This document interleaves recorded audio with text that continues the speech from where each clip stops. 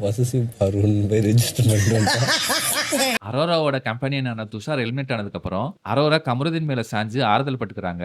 இத பாக்குற பார்வதிக்கு பொசசிவா இருக்கு போல. அத பத்தின பேசிதான் பெட்ரூம்ல இந்த டாக் ஓடுது.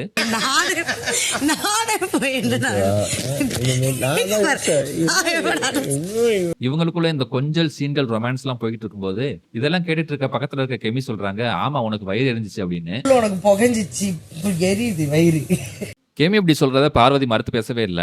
ஆனா அதுக்கு மாறுபாடா கெமி சொல்றத ஒத்துக்கிறேன் அப்படிங்கிற மாதிரி தான் பார்வதியோட பிஹேவியர் இருந்துச்சு. மேற்கொண்டு பார்வதி என்ன சொல்றாங்கன்னா, அரோரா கமருதீன் கையை தடவுறதும், கமருதீன் அரோராவை தூக்குற வெயிட் மாதிரி யூஸ் பண்றதும் அவங்களுக்குள்ள நெருடலை ஏற்படுத்துற மாதிரி சொல்றாங்க. உன்னை இப்படி எல்லாம் இது பண்றது, அதுக்கப்புறமேட்டு வந்து கமருதீன் தான் அரோராவுக்கு ரொம்ப ஸ்பேஸ் கொடுக்குற மாதிரி சொல்லி கெமிட்ட கம்ப்ளைண்ட் பண்றாங்க பார்வதி. இவன் தான் அதுக்கு வந்து ஸ்பேஸ் கொடுக்குறான். பார்வதியோட இந்த கம்ப்ளைண்ட் நியாயம் இல்ல.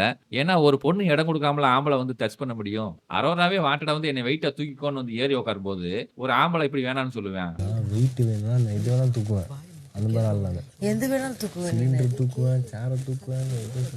இப்படி சொல்லிட்டு மறுநாள் காலையில கமருதீன் எக்ஸசைஸுக்கு ஆட்டோர்லயும் சேரையும் தூக்குறாரு. சோ பார்வதியோட இந்த பொசசிவ்னஸ்னால பாவம் கமருதீன் அரோராவை தூக்குறதுக்கு பதிலா இப்படி பொருளை தூக்கிட்டு இருக்காரு.